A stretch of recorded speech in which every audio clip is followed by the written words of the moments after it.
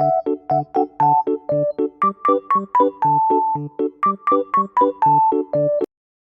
good morning. It's been a long time. Today, I'm going to make my breakfast.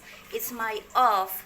Actually, hindi pa ako nakakaligo kasi nag-enjoy muna ako ng pagtulog ko. I wake up late today para lang ma-refresh. So, pasensya na kayo sa looking ko ngayon. Kahit off is looking haggard. Pa din kasi hindi pa nakakaligo. So, let's see, ka-travelers. How are you everyone? I miss you all. I'm going to make my breakfast now. See you later. Kulo muna tayo ng water. I want to prepare now my breakfast as I said. So, yan. Pakulo muna ng water. Let's wait. Kulo na ang ating water. So, lagyan na natin itong ating canton. Itong aking pancit canton is with calamansi.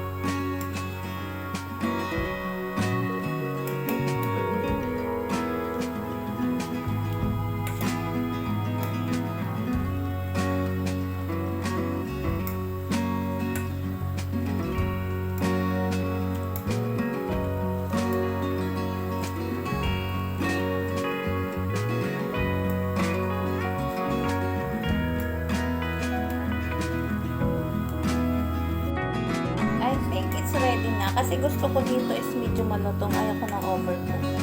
So, syempre, habang lumalamig siya, naluluto pa rin. Kaya, okay na to for me. Ayan.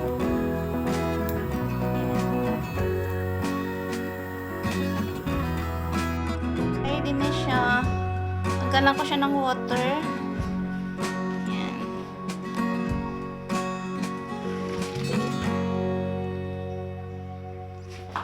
Tinanggal ko na po siya ng water at i-drain natin ng konti. I-drain po natin siya ng konti para walang ayoko kasi na may tubig. So yan, i-drain ko ng 5 minutes lang siguro or less than. So ayan na, ilalagay natin dito para ilagay natin yung pampalasa.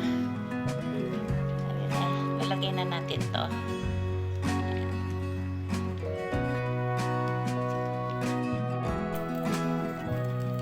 So, prepare na natin yung ating almusal. Lagyan na natin ang pampalasa.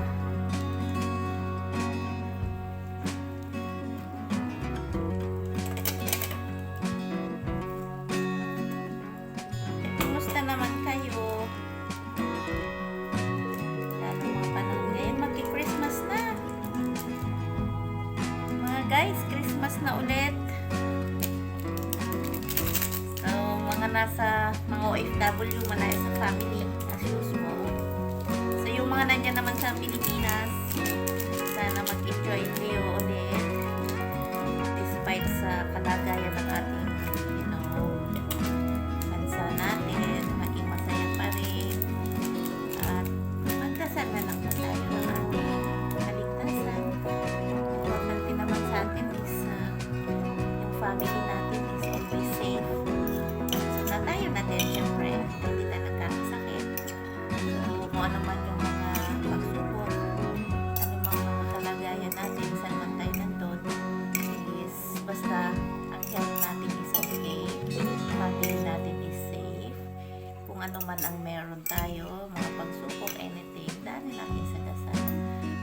naman si Lord palagi para sa atin.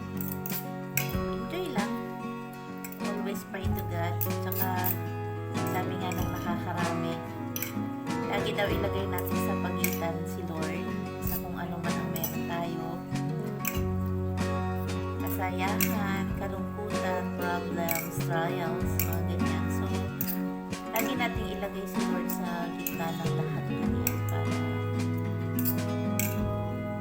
hindi tayo makalimot. Hindi natin siya makakalimutan kasi si Lord nandyan lagi. Okay na to. So, ngayon naman is maglalaga tayo ng itlog para isama natin dito sa ating almusal.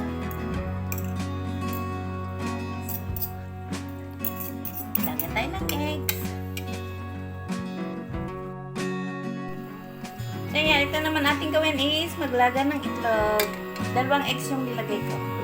Tsaka ako, ang eggs ko din is half cook lang din. So, let's wait for 5 minutes. Guys, it's boiling na. So, I'm going to cook this for 5 minutes. Kasi ayoko nang overcook. Half cook lang ang gusto ko sa egg. So, let's see. 5 minutes more. It's done na. So, let it cool. Palamigin natin para maano ko siya ang skin. Siguro mga 5 minutes ulit para lumamig siya. Para mabalatan na natin. Ayan, mag-ready na rin ako ng butter para sa ating cappuccino. So, ayan, habang pinapalamig natin yung eggs para mabalatan, nag-prepare na rin ako ng aking cappuccino. So, let's wait. Yung ating water for our coffee. Lagyan na natin siya sa isang tasa.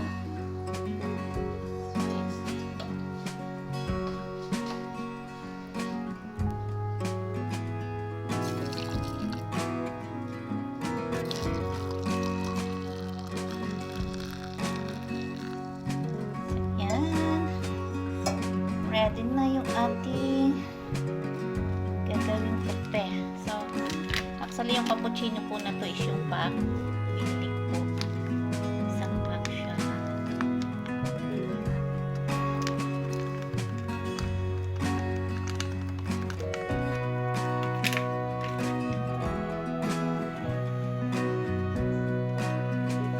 Lagyan natin ng kuwan.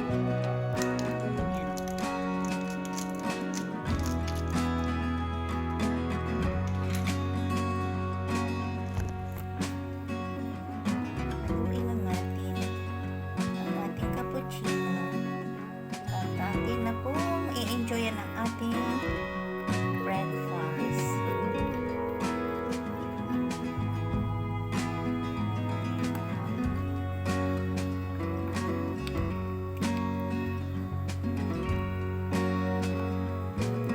Ayan. Let's do it na.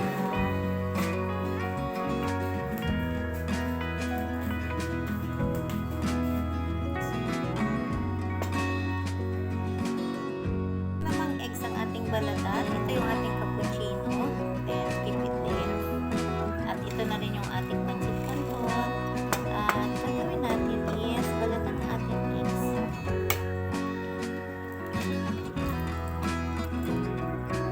Katulad ng sabi ko, half cook lang yung gusto ko sa eggs. Kaya lang na-overcook yata ito. Ay nako, na-overcook nga ata. Let's see. Naiwan ko kasi, sana hindi overcook.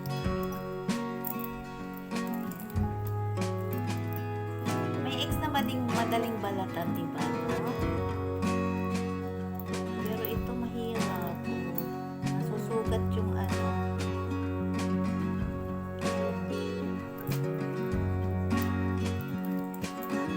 Ang hirap siya balatan. Madali talaga balatan, hindi siya nasusugat. Ito, nasusugatan. Ang pangit tuloy. See? Diba? Ay, half cook siya. Kala ko na overcook.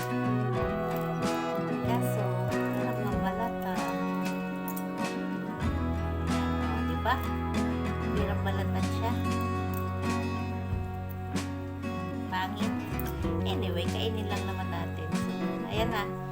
Half cook lang talaga siya, oh. Kasi yun talaga yung like ko.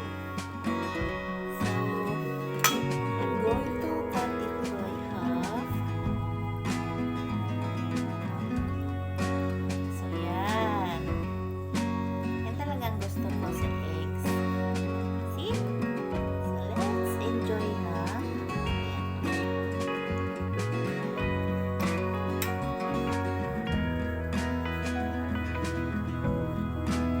Kasi ka-travelers, kaya ko yung half ko. Inimix ko siya dyan. Yan yung ginagawa ko. At by the way, syempre, hindi maaalis yung ating bread. So, yan. May bread po tayo dito. Yan. So, ang bread po natin is this is how I eat ng ating canton. Oh. See?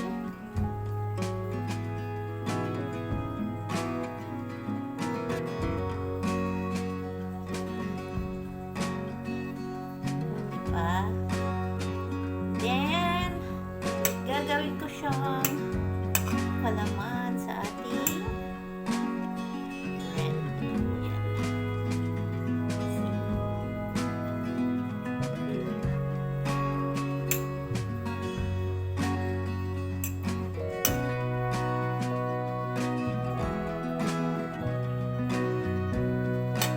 That's it. Eto na.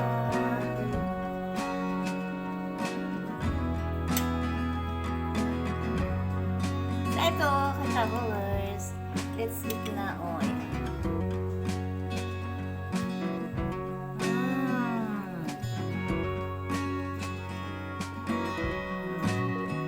Ano tayo?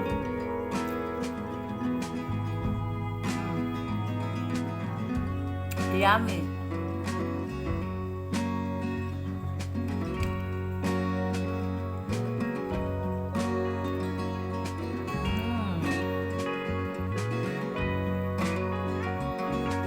Yum.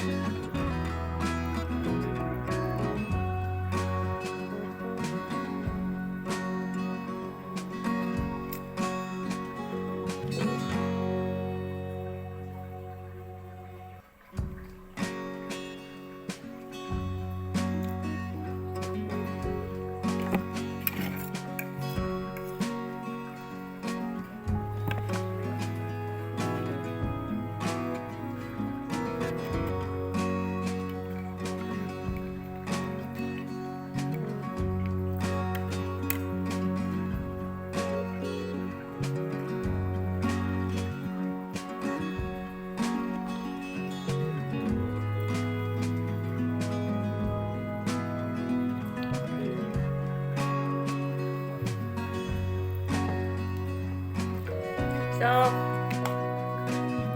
thank you for watching and thank you for joining me sa aking breakfast. I hope you will like this video. Simpleng video lang po to.